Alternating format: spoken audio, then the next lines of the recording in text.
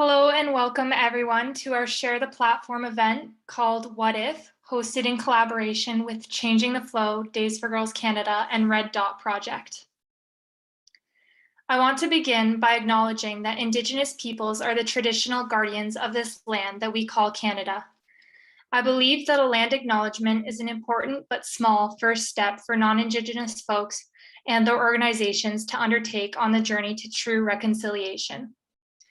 If you are not sure where to begin or wish to learn more about the land that you are situated on, please visit nativeland.ca. The link will be put in the chat. Where I am situated today is known as Waterloo Region in Ontario. Waterloo Region is on the Haldimand Tract, which encompasses 6 miles on either side of the Grand River and is the traditional territories of the neutral Anishinaabe and Haudenosaunee peoples. If you live or work in Waterloo Region, I encourage you to learn about the different organizations supporting Indigenous causes, such as Land Back Camp.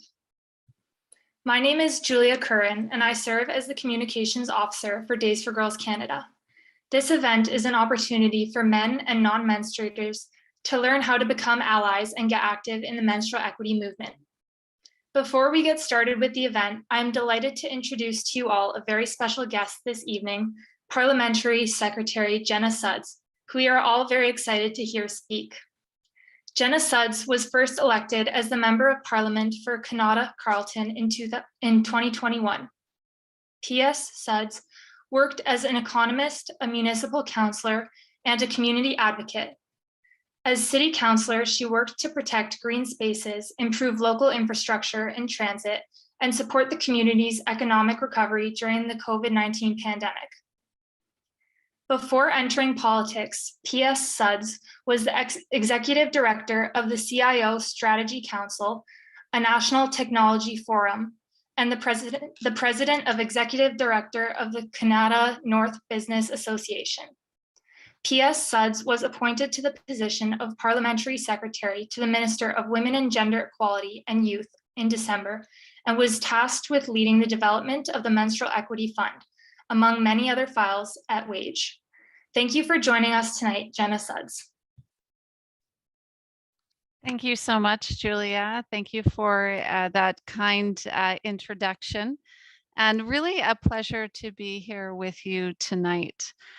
Before I begin, I did also want to acknowledge that I am coming to you from Ottawa on the traditional lands of the Algonquin Anishinaabe people. So as Julia shared, I have this incredible opportunity to be the Parliamentary Secretary on Women, Gender Equality and Youth, and specifically tasked with the task of working to establish Canada's first ever pilot project for a menstrual equity fund. And I know I've touched base with some of you that are on the Zoom tonight. We've had some conversations about this, but it's really an incredible opportunity to help as a government move forward in addressing period poverty. We all know that access to menstrual products is a basic necessity and is essential for the full participation in society and economic life as well. So our government is very much committed to advancing gender equality, which includes the promotion and protection of sexual and reproductive rights. And menstrual products are a basic necessity and are essential to upholding these rights. So we know that particularly some marginalized populations of women and girls, including non-binary people, transgender people in Canada, face barriers to access menstrual products that leaves them at heightened risk to experience period poverty. And early research has shown estimates to say that approximately 1.24 million individuals in Canada are struggling to afford menstrual products. So I'm really thrilled that in our last budget, this year, budget 2022, our government committed $25 million over 2 years to establish what I referred to earlier, the National Pilot Project for a Menstrual Equity Fund. that is really intended to ensure that menstrual products are available to those that are most in need in our country.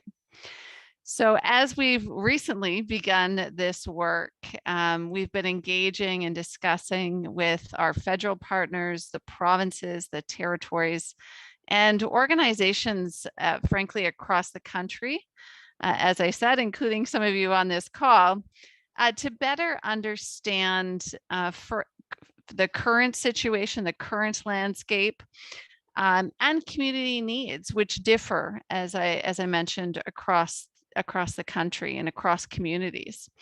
So the information that we've been gathering over these last few months will help to inform our approach as we create the framework for this pilot project. In our consultations to date, very briefly, we have heard some very consistent themes, and I'll share those with you briefly. And one is that choice in menstrual products and easy access is critical, ensuring that we respect cultural considerations, personal preference, and to enable dignity for those who are looking for access to products. We also have heard very consistently that there is currently no cohesive framework across the country with respect to providing access to period products. We've heard very consistently that education and awareness activities are critical for long-term success moving forward.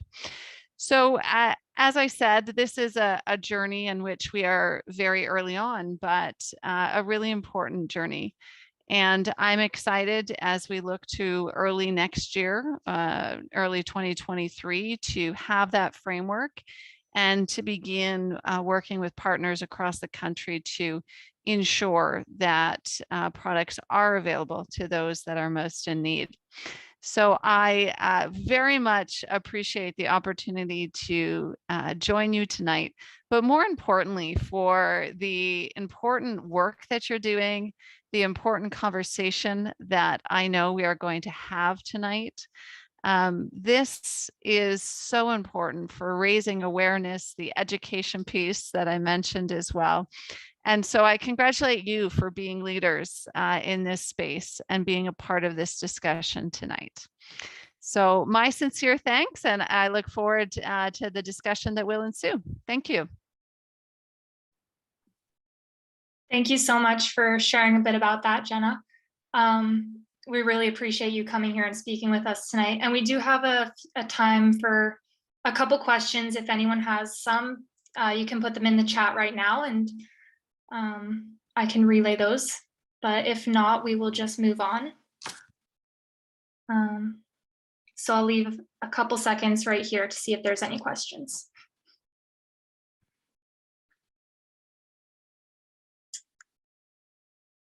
Okay, so yeah, it doesn't look like there's any questions for now, but we really appreciate you coming tonight.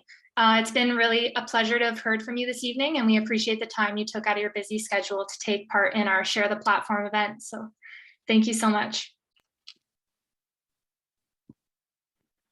We will now be screening our film for the evening. It's a unique film that depicts an alternate reality, a world where it is boys who menstruate. So.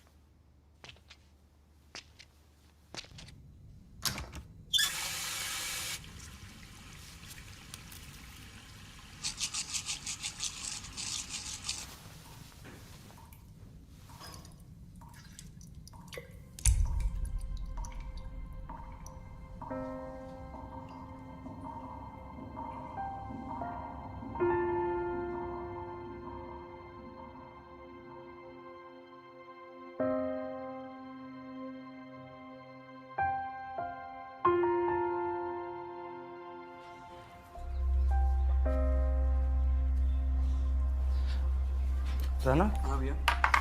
आलू भी काट देना। हाँ भैया। पापा की tiffin का है पता है? आयुष अभी भी सो रहा है। पापा आवाज धीमे करिए। आयुष आयुष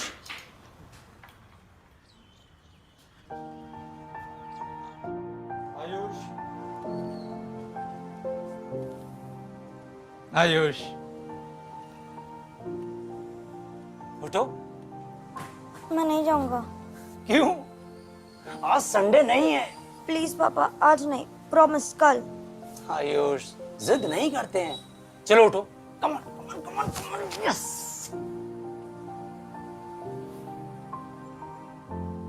पहले क्यों नहीं बताया?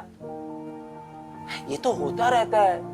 Ayush come on, get up get up get up get up my boy. Yes yes yes. या कोई घबराने की बात नहीं है, सबको होता है। लेकिन आज ये दूध का भरा गिलास पूरा खत्म कर दो, कमजोरी आ जाती है बेटा। ठीक? कमाल है, आज घर में एक भी पैड नहीं। कोई बात नहीं बेटा, इसके लिए अगले महीने से अलग से मंगवा लेंगे। और प्रणव बेटा, जी बाबूजी। ला मेरे बच्चे के लिए पैड तो लिया। जी बाबूजी। Come on good boy. Yes yes.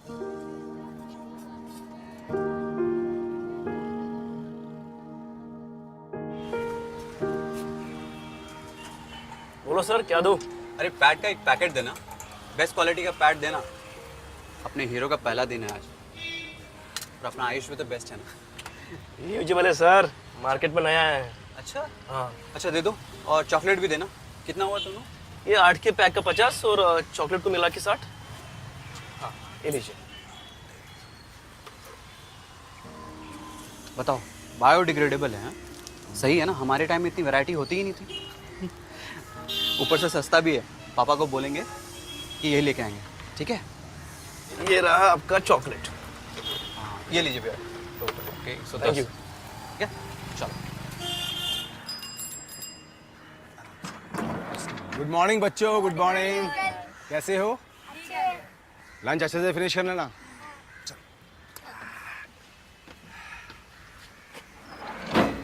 भैया पेट में दर्द है, थोड़ा आराम से चलाइएगा। ठीक है, thank you. Bye. Good morning Sharma ji, good morning. Good morning. कैसे हैं आप? बहुत बढ़िया। आज आपको आने में इतनी देरी हो गई? भाई गाड़ी यहाँ पर कब से खड़ी हुई थी? पीरियड हो गया उसको, आज उसका पहला दिन।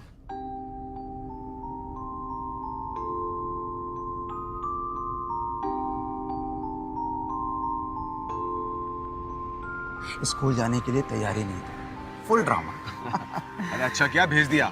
आदत अगर पहले दिन बिगड़ जाए ना तो बाद में मुश्किल हो जाती है। लेकिन ख्याल तो रखना पड़ता है।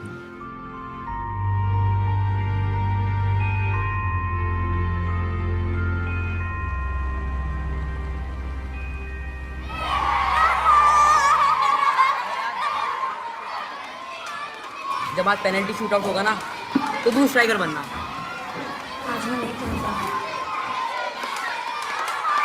अरे यार तुम्हारी टीम का सबसे अच्छा बेस्ट स्ट्राइकर है यार, करना। अच्छा क्या हुआ? अरे क्या हुआ यार, क्या हुआ?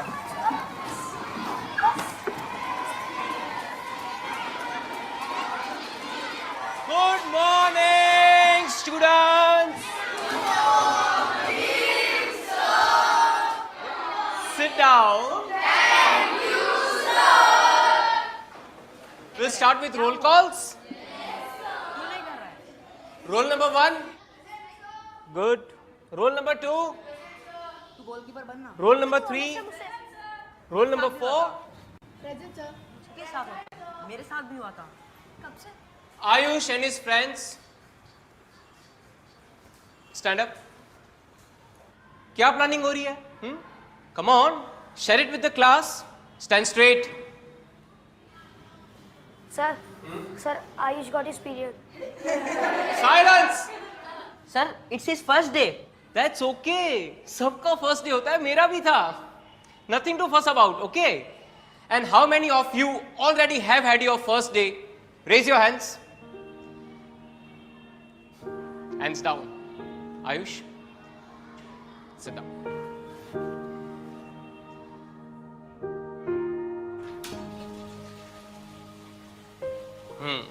And that is the place where you have to dispose this.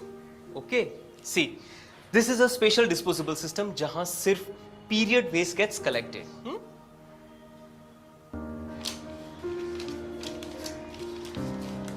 Good.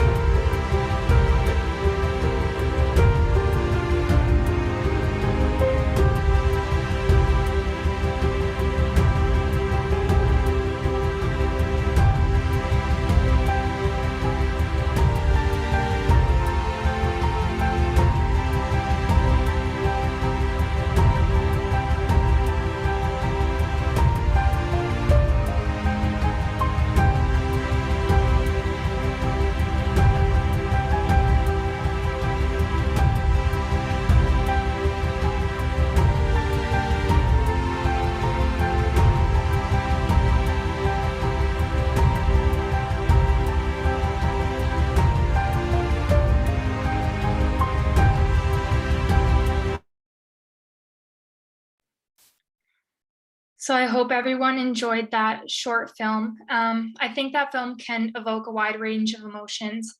For me, when I first watched it, I know I got a little emotional because it really made me think how completely within our power it is to create a world like this. But before we move on, Kevin is now going to share a poll with you all. So if you could please take the time to choose an option, we would greatly appreciate that.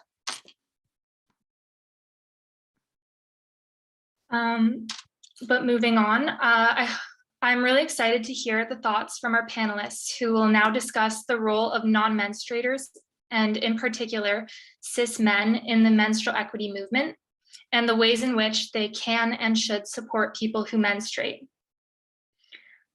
First, I'll introduce each panelist, and when I introduce you, please give a little wave or a hello so that the audience knows who you are.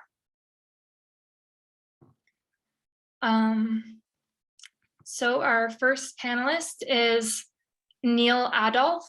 Neil is the Provincial Director of Labour Participation at the United Way, British Columbia, where he also acts as the staff lead for the United Way Period Promise campaign. He was the chief author of the Period Promise Research Project, the largest survey of period poverty ever conducted in Canada, which has been used by the government of BC to establish a period poverty task force to examine the issue and build policy recommendations for the province to follow through on. Thank you for joining us tonight, Neil. Our next speaker is Jada Mallet. Jada is a new graduate of St. Joseph's Catholic High School from Windsor, Ontario, and she is a community activist, especially regarding matters of youth opportunity, women's equality, and menstrual equity. Thank you for being here today, Jada. Our next panelist is Jenna Gall. Jenna is a recent graduate of Seneca's College's Social Service Worker Program, where she completed her placement with Red Dot Project and continues to do menstrual equity work with them. Thank you for your participation this evening, Jenna. Our next panelist is Jayesh Vikaria. Jayesh is co-founder and co-CEO at Yoni, Canadian period care company championing menstrual equity. Welcome, Jayesh, and thank you for being here. Our next panelist is Felix Crawford. Felix is a trans-masculine university student operating a barrier-conscious gender affirmation program out of UR Pride, a 2SL LGBTQIAP+ organization based on Treaty 4. Thank you for joining us, Felix. Oh, sorry, Felix is not here, it would appear so. So we'll move on to our next panelist, Chrisanne McLean. Chrisanne is a Jamaican-born Canadian community leader passionate about helping others through anti-racism and advocacy for change. As the leader of Black Girls Excellence, Chrisanne is focused on empowering and uplifting youth. Chrisanne lives in Cambridge with her 3 wonderful children. Thank you for being here tonight, Chrisanne. Our last panelist tonight is Kevin Hebert. Kevin is the co-founder of Changing the Flow, creators of Your Period Box, the practical period product holder for all washrooms. Kevin is committed to supporting all people who menstruate by advocating for menstrual equity and supporting organizations in developing and implementing solutions to end period poverty, to destigmatize periods, and implement true menstrual equity solutions. Thank you for joining tonight's panel, Kevin. Finally, I would like to introduce you to your moderator for tonight, Sid Hailama. Sid serves as chair of the board for Days for Girls Canada Society. He lives in Ancaster, Ontario, with his wife, Evelyn, who leads the local DFG team. Their other passions are Zooming with their grandson and backyard bird watching. Welcome, Sid, and please take it away. Thank you, Julia. Welcome, everyone. Parliamentary Secretary Suds, you referenced the need for education and awareness.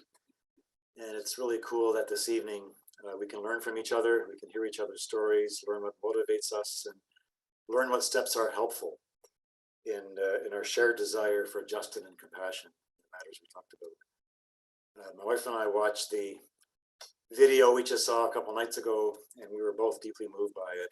It sets a wonderful stage for our conversation this evening. I've got to say for myself, as probably one of the older persons present this evening, that the last 10 years have been a massive education for me. And I'm just astounded by how there are so many organizations and so many wonderfully committed folks seeking justice in this area of life.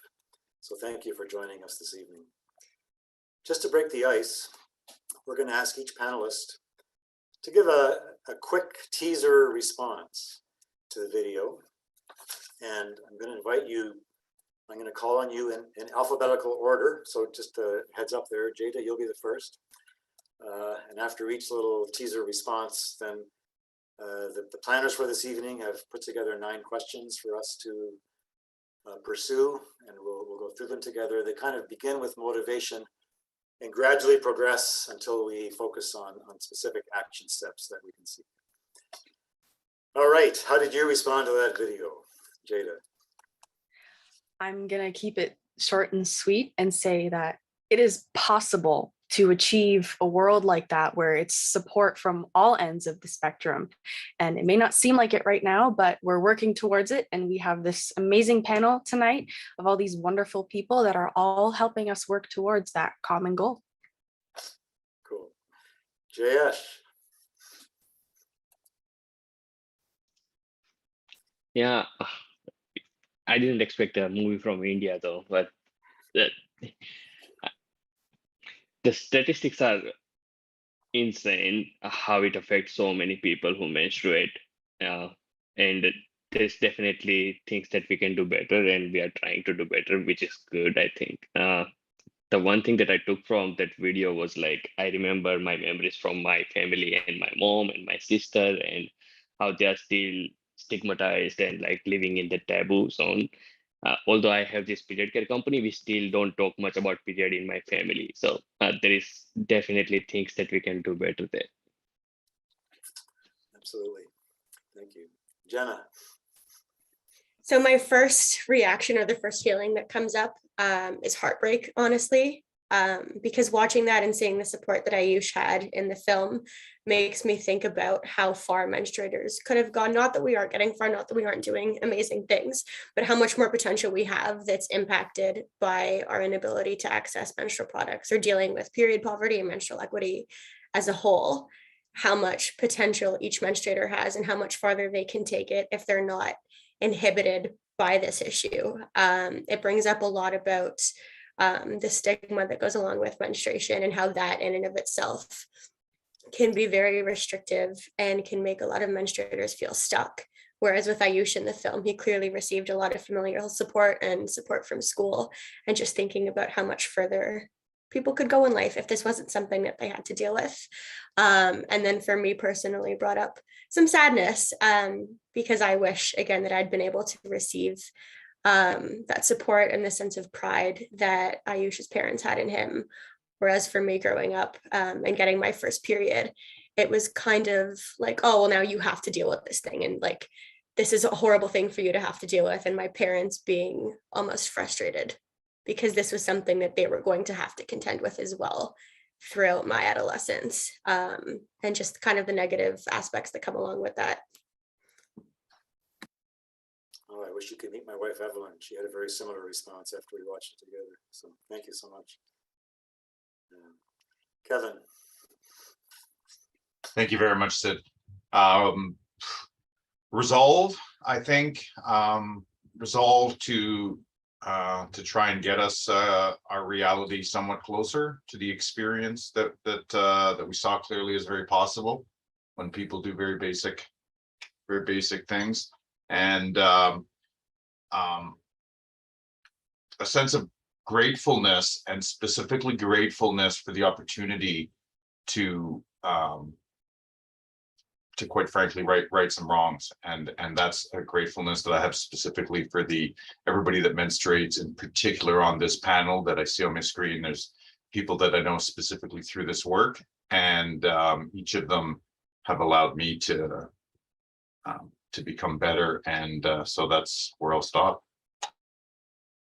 Gratitude for an opportunity to right some wrongs. That's my story too. Thank you. Very rich. Chris-Anne. Thank you for this time to speak.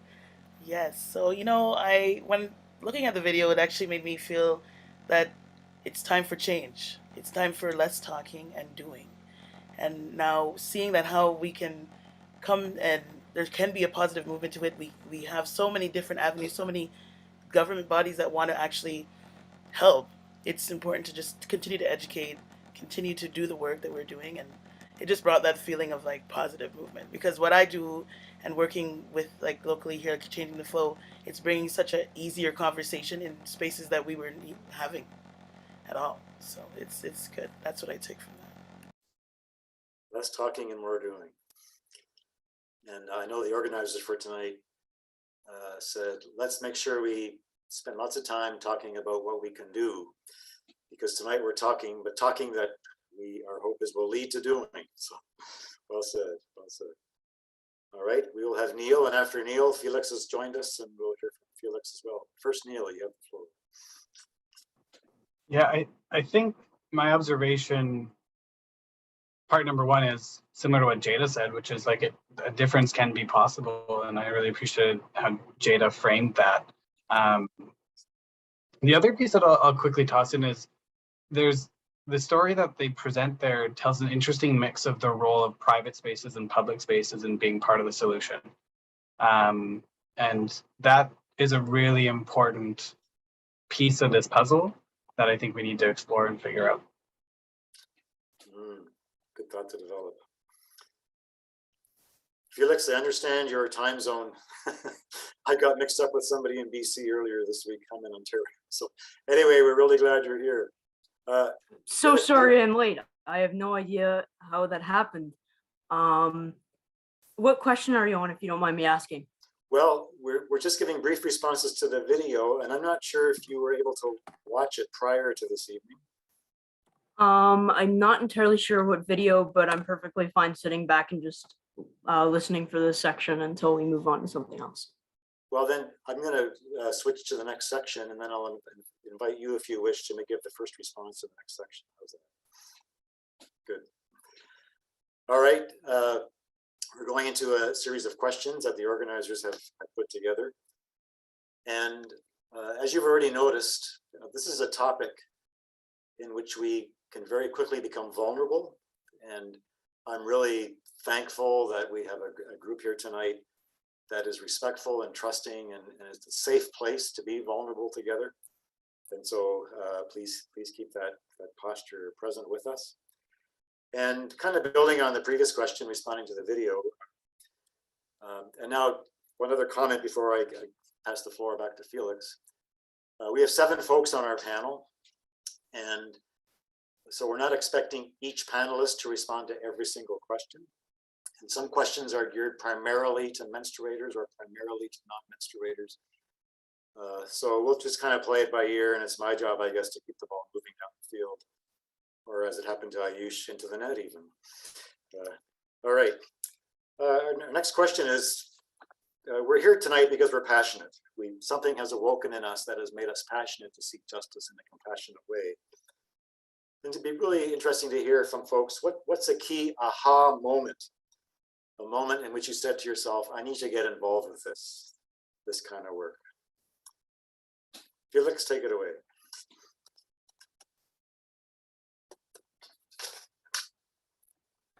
I feel like one of the first moments for me would have been when I read an article about how inaccessible menstrual apparel, menstrual products are for homeless youth in particular. Youth who often, they go to the food bank, and instead, they get food, but they don't get the basic things they need to feel comfortable in their bodies, is the only way that I can put it. And, although periods aren't necessarily an embarrassing part of human biology, they are something that people aren't necessarily comfortable sharing with the rest of the world, and may be uncomfortable if it becomes obvious, if it leaks through and whatnot. And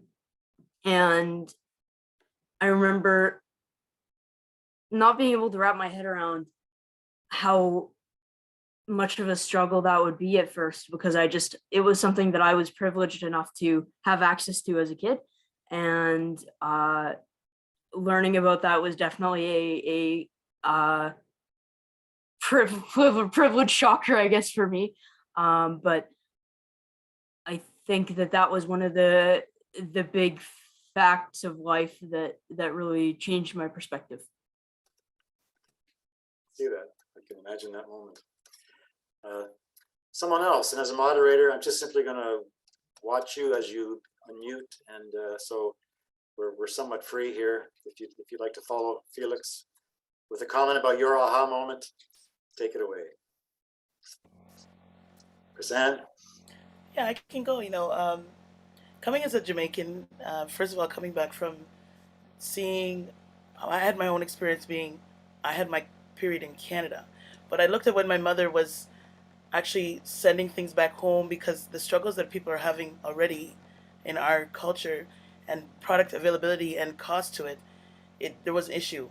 But when I looked at even here in Canada, the program that I've started called Black Girl Excellence, in our community, we don't speak about it. It's not like a comfortable conversation. It's more like, okay, yeah, you're a big girl now, and now it's more aggressive and laughing and more negative. So I wanted to bring it more into our group to allow this to give period packages to these girls that we connect with, give them a space to conversate about it. I had parents we started from age 9 because it happened to my daughter at age 9, and she was traumatized in it. Yeah. So I started to give it to 9-year-olds, and I had mothers reaching out saying, "Why are you doing this? Why are you giving my child period packs in our group?" But then after, the group would say, "Thank you so much. I didn't even realize where my child was at." So it's just, it made me say, like, I need to do more work in this. We need to open up. This is a different time now. It's not the social media world. Children know a lot, see a lot, and we need to really connect that. So this is what made me really want to get into the work. Wow, what a gift. In our few minutes, we've already had 2 people mention that they were in environments where it didn't feel like a safe thing to talk about. And I find it really striking how the film kind of is a conversation starter and can easily be used in a lot of different contexts. Someone else, an aha moment. I can go ahead. Oh, go ahead, Jenna, you first. Oh, no, you can go ahead first. It's okay. Are you sure? Yes, please. Okay. So I also was very lucky to grow up in a household where I had a lot of support when I received my first period. I never had to worry about access to these products. So I probably wouldn't be here if it wasn't for my dad, actually, who's on here tonight. My dad's mom, so my grandmother, grew up where she didn't have a lot of access to these products, and she was a teen mom, so having to balance her personal hygiene and then her twin children, taking care of them, it wasn't always the first option to put period products on the checkout line at the grocery store. So that's kind of what sparked my dad. And this was probably 5 years ago. For those of you who have heard of Tampon Tuesday, it's a menstrual product charity fundraiser that was started in London, Ontario by Mandy Fields, who is an absolute rock star. And its success kind of led to this event trickling down south into other areas of Ontario, and Windsor being one of them, where I'm from. My dad immediately got involved from its conception in Windsor. And I was still young. I was in grade 7 or 8. So I was just starting my period. I had no idea what the need was in our community for these products. So I saw my dad getting involved, and I saw the success of this event, and it kind of forced myself to ask the question, because my dad's my partner in crime. So anything he does, I'm following along with him and doing it with him. So I asked myself the question, and I always say that it took one Google search to find articles upon articles upon articles of this community issue, this health issue, and this menstruating person's issue that's going unsaid. So I dove into it, and I brought it into my high school, Tampon Tuesday. And this year, being my graduating year, was our most successful year yet. We collected over 3,000 boxes of product this year, just within high schools in Windsor, with 18 or 19 schools participating. And it's infinity and beyond from there. So that was my moment, really. It was my dad. I give all of it to my dad. And to this day, we still work together. We just launched a nonprofit as well, the 2 of us, and my sister as well, who just turned 12. So the 3 of us are partners in crime in this, and it will never stop. I think you and your dad and your sister should go on tour together. I'll host you in Ancaster. How's that? Jenna, you're up next. Congratulations, Jada. You were also a rock star. My aha moment was also kind of a moment of recognizing my privilege.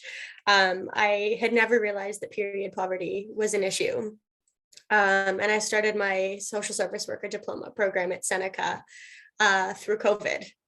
And the one blessing that came out of COVID for me, we weren't able to do field placements, unfortunately, for what should have been the first placement. So the college arranged for us to have presentations from different community organizations. And I saw the Red Dot Project presentation from Phil and another Red Dot member, and I was floored. I was shocked at the depth of the issue, the prevalence of the issue. I was shocked at my own painful unawareness as someone who menstruates, as someone who deals with PMDD, premenstrual dysphoric disorder. I had this moment of realizing I am so privileged. I can lay in bed and have a heating pad. I can book off work. I can do whatever I need to do to take care of myself. And there's still times that I struggle to manage my menstruation. And there are people who are experiencing homelessness. There are people who can't afford menstrual products. There are people who are experiencing such severe degrees of shame and stigma that I had to get involved. So I immediately messaged Phil and began pestering him to force him to let me be his placement student. And eventually he agreed, and we've been working together for almost a year now, and I love it. And I can't wait to do more. Wow. Pestering is a good thing. Well said. I don't think on this issue we've heard yet from the non-menstruators on the panel. Love to hear from a couple. I can go next. Yeah. I came to Canada in like 2017 to do my MBA in entrepreneurship, and I did it at like University of Victoria. And the common theme that we have at university is one, sustainability, and they train us to think in a way like take what you need and leave the rest for the next generation. And the second thing that we learned about like get attached to the problem and try to solve it. Right? That's like the design thinking principles and stuff. And originally I come from like a healthcare background, so I was trying to solve some problem in healthcare sector, but like I came across this statistic that said like 1 in 3 young Canadians can't afford safe period care products, and that actually shook me. Like, and I was like, wow. I mean, I could understand that happening in India because we have like a huge statistic: 8 out of 10 can't afford, but in Canada, 3 out of so 1 in 3 can't afford was like a moment that actually pulled me into like this whole thing. Like, okay, I have 1 semester to figure this out. Our final semester is somewhere where like the whole class comes together and all professors just put all their energies into like figuring a complex problem out and like building a business out of it and make it like a sustainable solution for long run.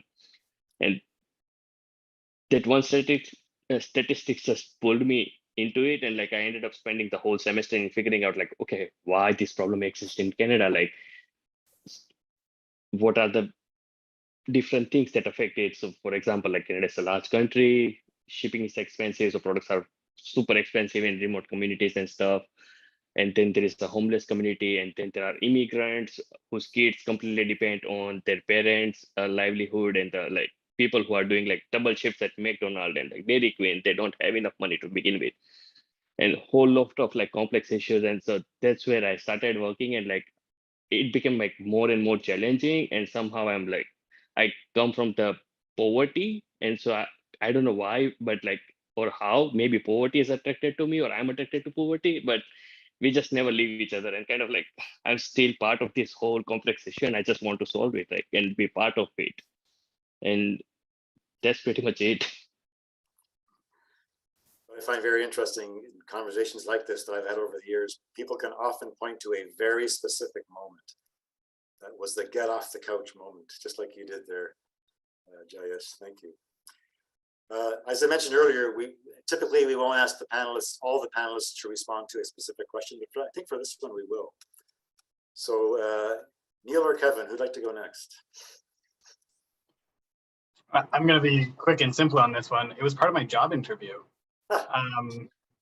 Not that that was the first time I had encountered the issue of period poverty, but it was part of my job interview when I first started working at United Way. They asked, actually my friend and actually the chair of the period poverty task force in BC hired me into my first job at United Way.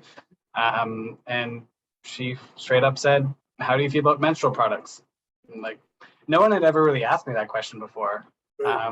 Then she made the great choice, or the grave error, where I'm still trying to figure this out, to leave right after she hired me and move on to another great opportunity, doing amazing things.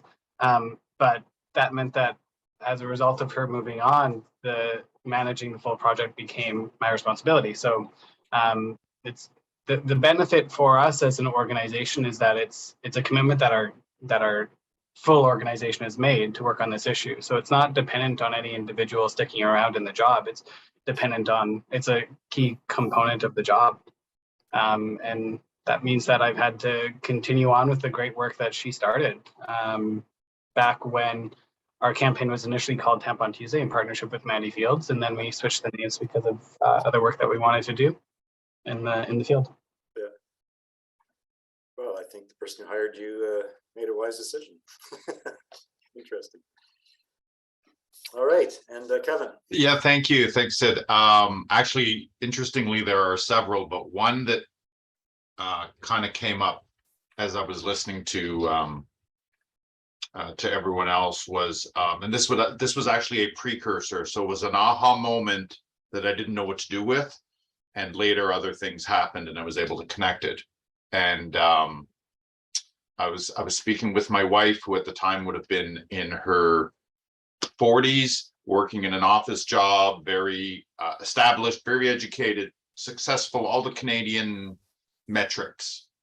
And she was just telling me about how the way her office was structured, when she had to go to the bathroom, just go to the bathroom, it was like a long walk from her desk to the washroom area, and you had to walk through cubicles and past people. So whenever she had her period, it was just this extra like nonsense, quite frankly, of, do I bring my purse? Do I carry it? Do I want to tell people?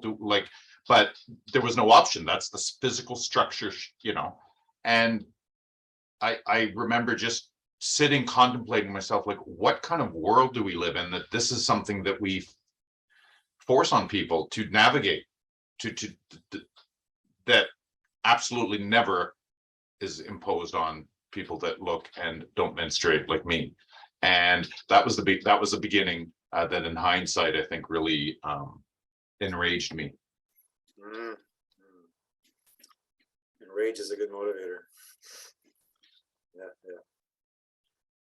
If we, in our minds, make a composite answer of the 7 aha moments we've just heard, I think we are left with a very rich picture of why this is an important issue for all Canadians, and why this evening is so important, and why also we're so delighted that Parliamentary Secretary Suds has taken on this portfolio. Yes, amen, Felix.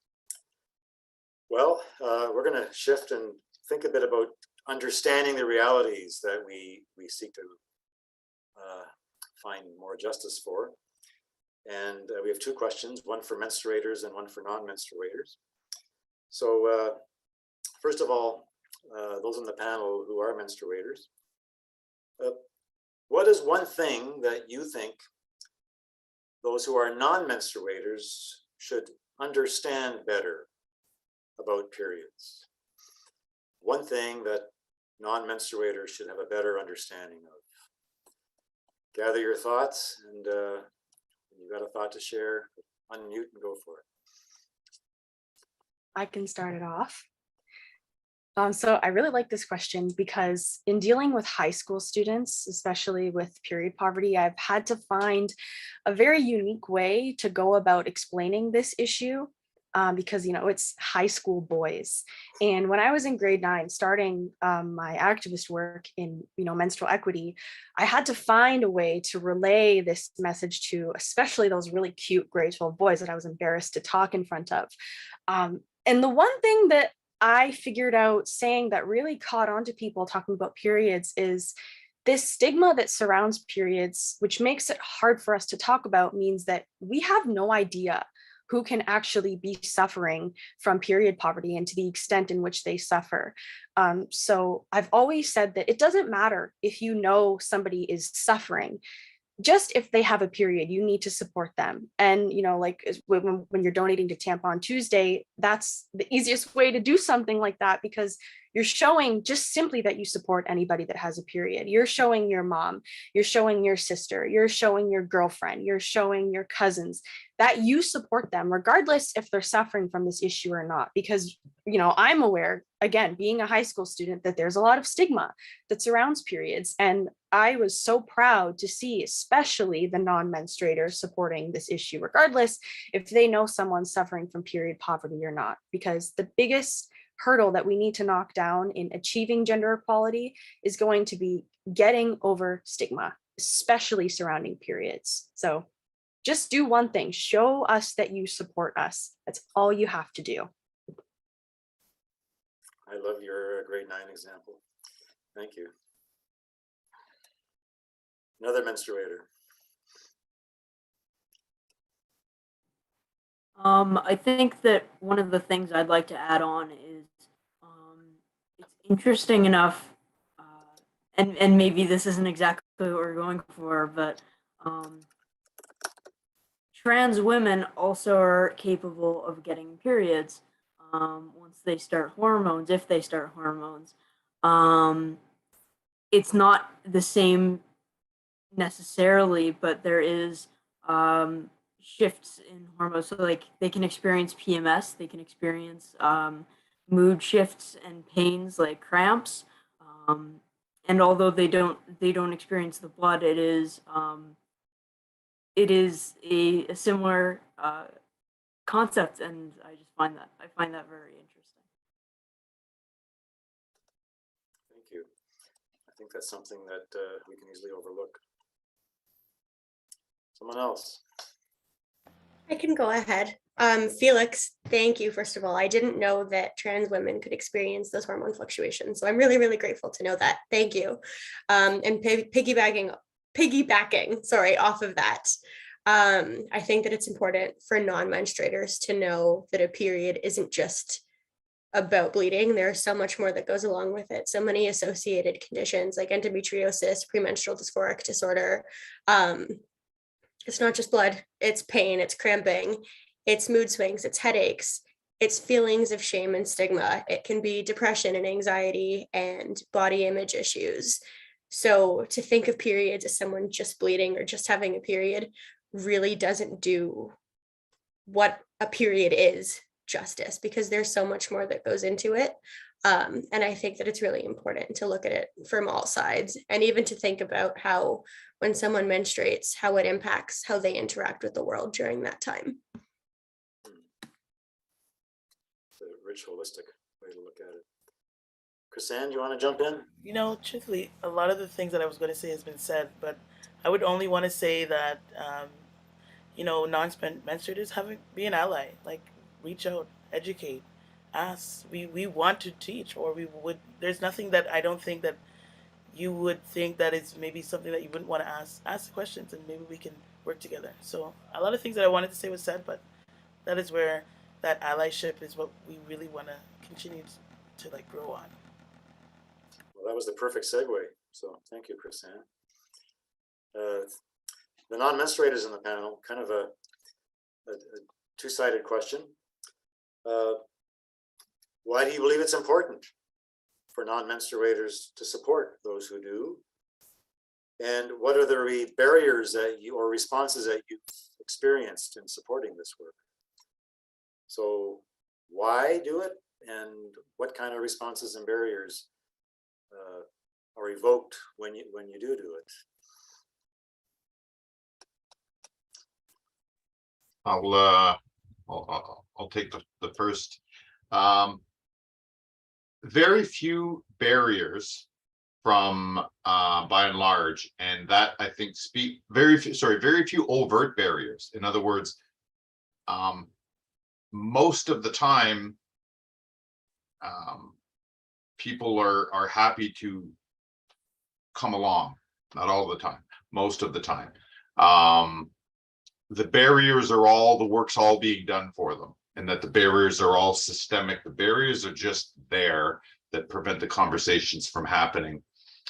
When I say they're just there, they're actively just there. They're passive barriers, but they're very active and they're very purposeful. But so it's very interesting that once we just almost push past that spoke, by and large, especially the younger, younger cis boys in grade school and high school, they are happy to be nice to be friends. They're happy to be allies. They don't know how, and they're not being guided by mentors that need to, that often it is easier to have, you know, from somebody that looks like you, and that you can be, that can properly role model what it might look like to in a gender role of being a guy in that setting. And they'll follow the roles that they see. So if they see good, they will. And I've seen it firsthand. I see it all the time. They're good people that are not being given the opportunity to do any different. So that said, that is I forgot the other part, the other question. So I'll stop there unless you want to refresh me quickly. Well, I was going to ask, I love your comment about passive barriers. And I wonder if you could give one or two examples. Oh, good grief. Yeah.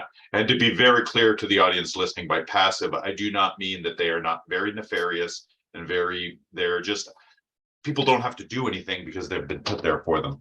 And that's very, very systemic and very, very real and very, very harmful. Examples would be just, a good one is kind of what I think Krizan said. Krizan said, hey, just ask me, I'll talk to you. You know what? For the most part, we are often stereotyped in movies and TV shows and what we may hear from our older previous generations that, oh, don't bother people who menstruate when they're menstruating. Just leave them alone. Don't ask. Don't just avoid the whole thing altogether. And that's a good thing. So you're perpetuating. It's a harm that perpetuates, because now as the non-menstruator, who else is going to tell me any different? And I'm going to think I'm doing well, I'm causing harm, or I'm at least not allowing harm not to take place. And it carries on. And, you know, these are not across the board. I think something that is super important that I've come to hold dear, and I suggest everybody that is a non-menstruator do the same, is allyship is up to the other people to tell you if you're being an ally or not. And what an ally looks like today might not look like that tomorrow, might not look like that in 3 seconds, and that's all okay. So Krizan, and I pick her because I love her so much, and I consider her absolutely dear friend, so I feel very comfortable just saying this. But she could tell me, Kev, let's talk, and then she could tell me I don't talk about it anymore. And in all scenarios, she's right. And in all scenarios, if I want to be a true ally, I say, hey, that's cool. Not get all huffity puffity because I'm like, hey, I'm here and I want to be an ally. That's not how that works. And that's important. That's an important thing to carry. And it's not always easy, and it's okay to make mistakes, and it's okay to be uncomfortable, and it's okay to stop talking now, Kev. I love all of your it's okays. With you. Very good. Neil or Jayesh, do you want to reflect on some of the responses or barriers you've encountered in serving as an ally, or as some people are saying now, co-conspirator? I can. Oh, Neil was saying something. I don't know if I can be quick, Josh. So, okay. You know, I think part of this is we have to really name what we're trying to address really effectively, so that we can figure out how to use our allyship and our co-conspirator nation, whatever the word might be. I don't actually know what co-conspirator, whatever it is. Or are being an accomplice, whatever the language is. And you know, I love radical politics, so count me in for being an accomplice or a co-conspirator. But it's about what you're breaking down and then what you're making. So first things first is, I think we haven't really yet done the work of naming what we're breaking down. There are two things that I think have really had a substantial impact on building up menstrual stigma and building up period poverty. Part number one is patriarchy. And we have to name it, and then we have to break it. And I think of the work that Bell Hooks does in a lot of their work, highlighting and discussing patriarchy as something that has broken men as much, not as much, but in different ways as it has broken other folks. And I think about how that language can actually be used to build solidarity and build community in a more meaningful way towards something that looks better as a future. which is ultimately the goal in naming systems of oppression like patriarchy. The other thing that I think we haven't really addressed and that I think is a big piece of this is part of the reason that a lot of people who don't menstruate struggle with getting involved in the movement. And I don't think the struggle is substantial. Right? I think part number one is we have to talk about how big that struggle is. I don't think it's a major struggle. But part of the reason that it's hard for us to even ask sometimes is we don't know what we're asking for. And we don't know what we're asking for because we still very much imagine menstruation as something that is experienced by a person, an individual, rather than something that is felt within a community. And this is the framing that I often bring at United Way, where I say, our community is made weaker when someone has to stay at home because they don't have access to menstrual products. And so when we start to frame it in this way, we start to understand, I think, instead that this isn't an individualized experience or the responsibility of the individual to care for it. It's actually the responsibility of society and our community to step up and offer support. In the same way that we do with healthcare, and in the same way that we do with building roads, and the exact same way that we do with providing access to washrooms in downtown centers. All of this is part of us offering support to each other. So we can de-individualize the concept of menstruation from the responsibility of the individual to care for to the responsibility of the collective to care for. But we can't get there without naming the issue. And when we name the issue, people, I think, are interested in helping to break it. I have never, and it might be partially because I hang out with a lot of progressives. So like, let me frame this in this way.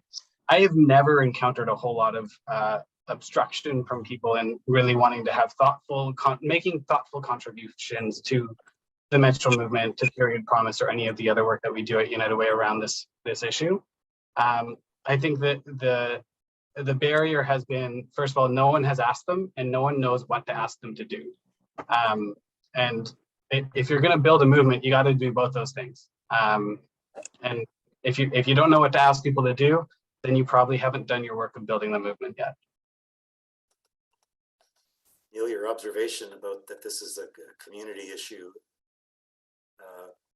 not just an individual issue, that's brilliant. I've never heard it put that way before. Thank you very much. And that is so rich that it affects the fabric of our life together. And then your closing comment about having conversation and not just being paralyzed by not knowing what to do. It's leading to where we're going soon in this conversation. So thank you for those gems. Jayesh, wrap up this one. I think Felix wanted to say something. Well, you've been waiting your turn, and Felix will come right after you. So go for it, Jayesh. Awesome. I think over the thousands of years, we have effed this up, and we know that as a patriarchal society, even in India, in that video, we seem so innocent and nice and supportive and everything. It's just tiny part of the a whole issue, and I think we can do a better job. And I think instead of leaving this to people who are menstruating, this is the time that we own it up and we say yes, we effed up, and we are here to support you and be part of the solution now. It took 5,000 or 10,000 years to get here, where people don't have what they need, basic things to participate in economy and be alive. Imagine think of them, think of everyone menstruating as just like yourself. Wouldn't you want a equal opportunity? Wouldn't you want to work when you want to work and don't worry about one product? And this is a tiny shitty product we are talking about, which costs about 50 cents to $1. How do we make it about a product, right? Leave that part aside. Let's speak it about people and just solve this problem for everyone, so that we can all equally participate in this whole massive globe and live prosperously and die within 50, 60 years and leave this world in a better place from where we came, right? That's the whole thing. And I think a couple of things that we can do about is literally in biology, we have the studies about menstrual cycle and everything. Pay attention to those classes, learn about those things.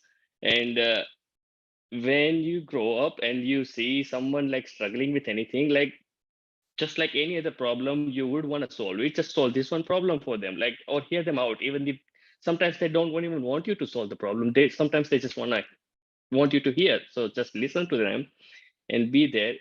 Create tools that they can themselves like use and solve problems, right? Like create a collaborative tool that people can just start collaborating on them, like on their own. So that's where I come from usually. Like we have created this problem as a patriarchal society in a long way, and I think it's time we own it up and we just try to solve this, and we do it by listening to them and support them in every way we can.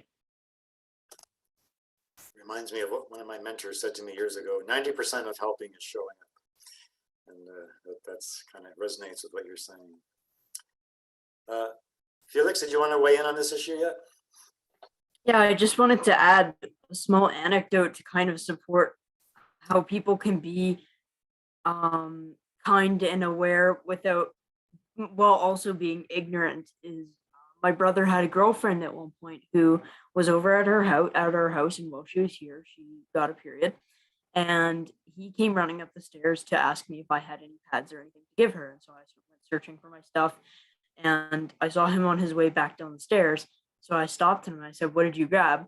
And he pulled out what is essentially a panty liner and goes, "This is good enough, right? Like this will work for her." And I just it was very hard not to laugh at him.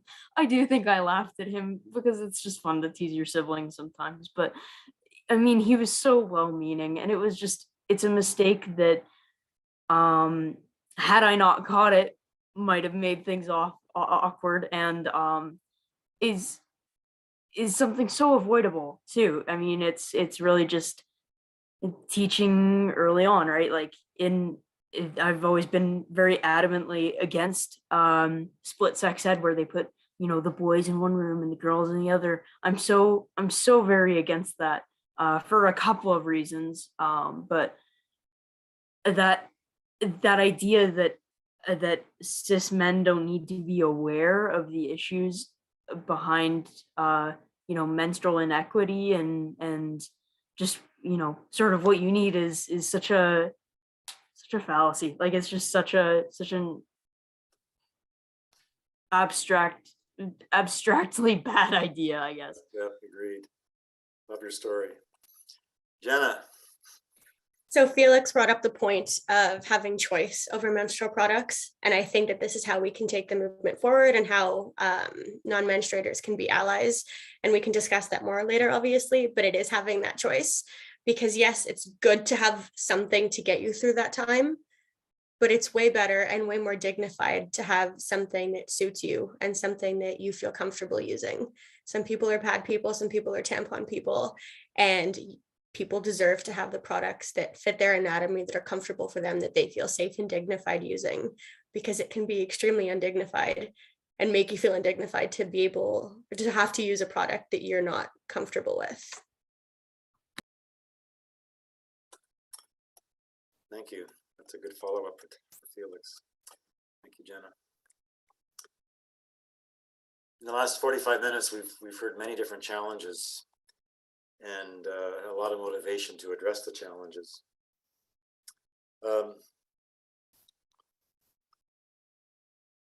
First off, for the non-menstruators on the panel, as you've become an advocate, an ally, co-conspirator, accomplice, whatever noun we want to use here, what improvements, if any, have you observed in your relationships with menstruators?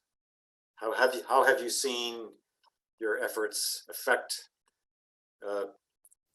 Neil just referenced how important this is as a communal issue.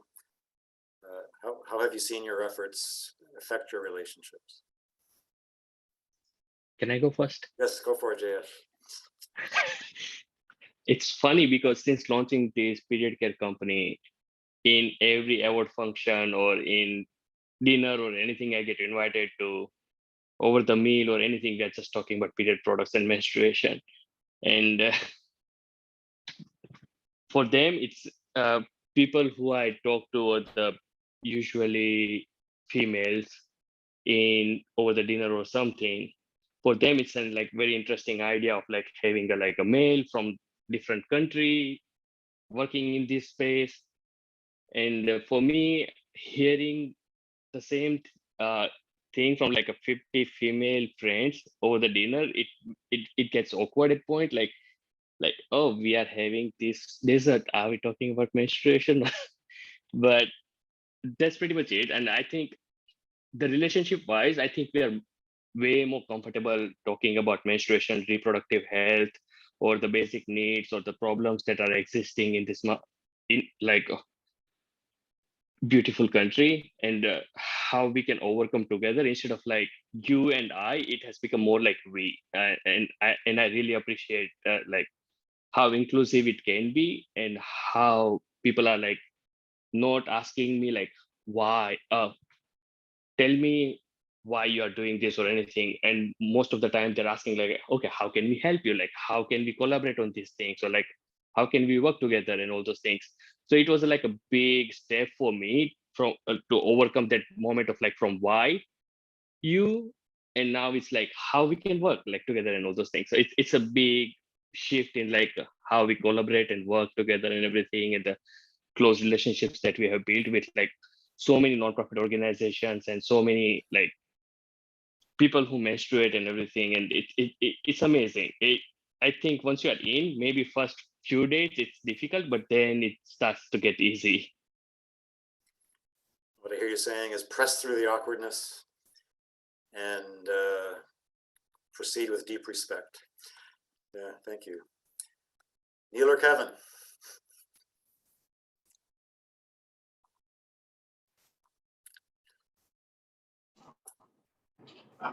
I would say you don't get to do work in this field as someone who doesn't menstruate without making sure that you're following the lead of people who do menstruate, and without making sure that you raise them up as the leaders. And I say this because, like, you know, I've been very fortunate to be able to get involved in this work as part of my responsibility in my role, and I've developed a deep passion for the work as a result. But one of my goals early on when I got into the role that I'm currently in was to build up collective capacity to have meaningful conversations around this work within the part of British Columbia that I'm in.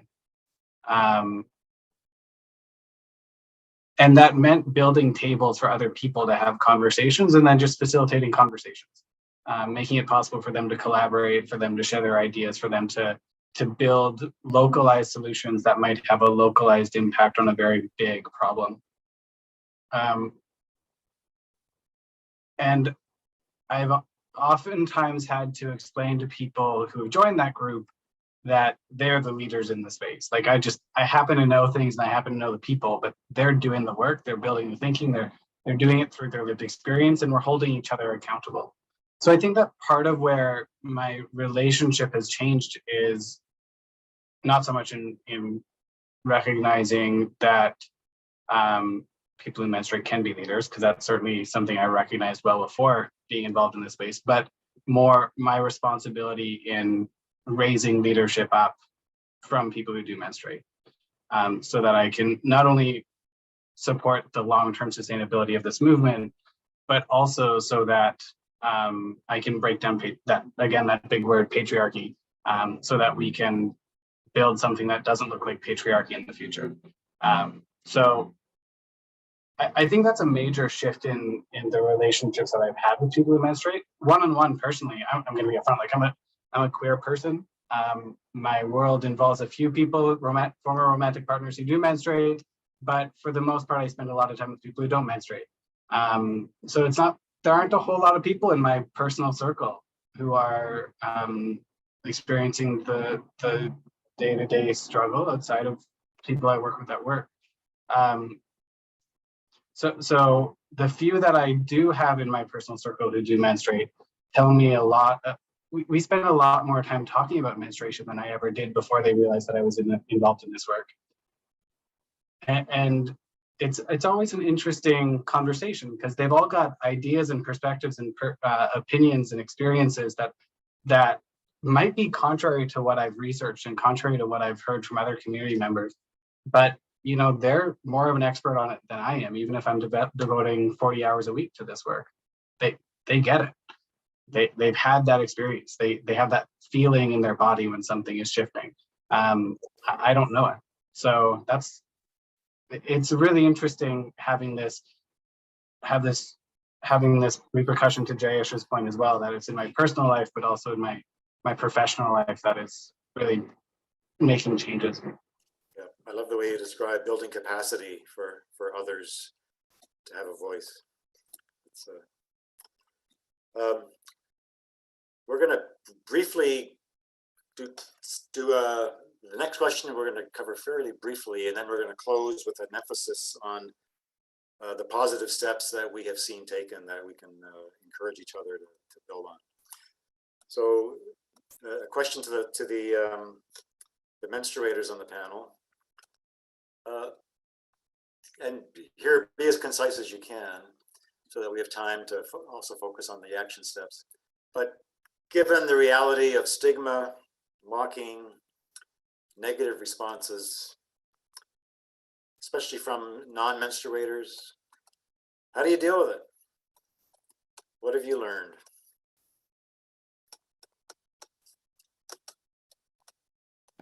I can go. I can just take it based on like just a small example. We did a neighborhood event. You can either come and just give pads out, but working with something like changing the flow, you bring in a spin wheel. Men and girls are coming. Make it fun. Make it easy. Don't react. Men didn't want to come, but your boys want to come. You know, you just keep it flowing. And hey, take this to your mother. Easy. You just don't react to what you don't need to, because it's not going to change. We know we're doing the work. Keep it moving is kind of where I go with that. I love it. Don't react. Just keep it moving. Very wise. Thanks. Anyone else?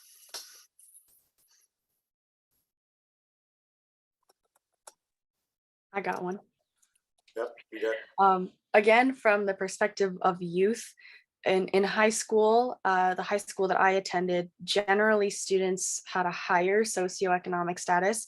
So I faced a lot of ignorance, especially with Tampon Tuesday. People would go, oh, when's Condom Friday? When's birth control Saturday? And I'm like, haha, very funny. But what I've figured is, you know, easy to deal with the stigma and the mocking is to bring fun into it, because then that's what gets those non-menstruators involved. In high school, we do giveaways. We had a party for Tampon Tuesday. You know, I had the teachers involved. We were trying to tape t-shirts to the wall for the class that donated the most product. Just get the kids involved, man. That is what I realized is successful, making it fun. If I took a serious approach, I feel like I would have faced a lot more backlash, because that's when people find those alleyways to be funny, and, you know, just that's what I've dealt with. So I've realized to have patience and to make it engaging, you know, force them to get involved. Who wants to win a thing of AirPods? Come on. That's how I got the guys involved. That's how I got the non-menstruators involved. That's how I brought everybody together in my high school, and it works. You and Chrisanne are on the same page. You guys got to get together. Yeah, very cool. I cannot emphasize enough the points that these last two have made, but I will find a way. Interacting with the youth is crucial. I mean, maybe I'm a 17-year-old saying that, so maybe it doesn't have as much credit, but I find that it is so easy to engage the youth through you know, spinning wheels and through giveaways and through all those things. And not only is it easy, but it's the future. Like, this is the next generation. This is who you're leaving the world to. So are you gonna, it's picking your battles. Are you gonna fight the cis straight white old guy who has been rich every day of his life and probably isn't going to change his mind? Or are you going to appeal to the new generation who are still learning ideas, who are still forming opinions, forming their personality, forming beliefs for themselves, and are more malleable in their ideas? You know, you don't, there's no point in appealing to the people who are so adversely against whatever activism. This goes beyond menstrual care. Whatever activism you're doing, don't bother appealing to them, because you might not change their mind at the end of the day. You appeal to the people who are still in the middle ground, who are still deciding what they want to believe, who are still deciding who they want to be. And a lot of those people are youth, you know. So things like spinning wheels, giveaways, all that is perfect, because it draws them over, and then you can implant the ideas that could change the world. Great, great. Thanks, Felix. And the three of you have done the perfect segue into our closing question. We have 6 minutes left. You guys are awesome at segues. I don't know if you plan these or if it's just sort of the flow of things. Anyway, to wrap up, positive steps, things that you have experienced or ideas that you haven't had a chance to implement yet. What are the creative ideas that you have experienced or that you are eager to do or work with others with? Would love to hear a couple from everyone. If you've got something to share, go for it.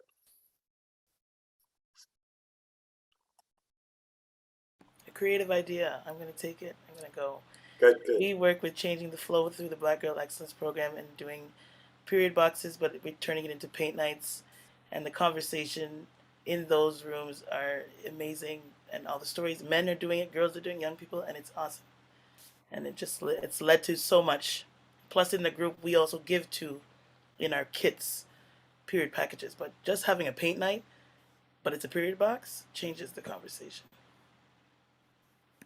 And what I've heard several times this evening, building on Kassan's comment, is that starting the conversation is difficult. But an event like that, it kind of naturally flows from the event itself, right? So very cool. Who's next? This might be a little bit radical, but a thing that I'd like to do more of in my life is to continue calling non-menstruators out in every capacity that I can. There are some amazing non-menstruating supporters like we have here tonight, but I think generally we need to call the non-menstruators who aren't active in this movement out. We need to get them to sit with their discomfort, because things that aren't familiar to people can be uncomfortable. How do we get them to sit with their discomfort? How do we get them to recognize that? How do we get them to ask questions? How do we enlist them to contact MPs, to ask what the menstruators in their life need? And I think that is a really, really big one, is just ask what people need. It's the most practical thing you can do, and it's the most effective. Everyone has different needs and wants during their period, throughout other times of the month. And recognizing that is huge. As well as including trans people more and more in the conversation, and centering BIPOC and other more marginalized groups' voices in these conversations, because that's not something that is done often enough. Well said. Thanks. I do just want to add on to that by saying educating about the non-conventional narrative, groups that are intersectionalized, or something that I haven't heard today, but I would like to bring forward is the voices of people who are disabled, and those who may not have the same experiences with period pain and such. People who experience things like endometriosis and other debilitating things that people may deal with. Or listening to those voices that aren't necessarily part of the colonialist narrative is really quite important, because they're so often underheard in these sort of conversations. Yep, absolutely. I can go. So my biggest thing has been getting these products into public spaces. So I was a student trustee for the past 2 years with the Catholic School Board in Windsor, and we were one of the first Catholic boards to pass the motion to have these dispensers that don't accept coins, that dispense both pads and tampons in all Catholic school washrooms, elementary and secondary. And the government, I'm sure most of you are aware, they are now allocating all of the funds to provide dispensers that don't accept coins in all school bathrooms all across the province.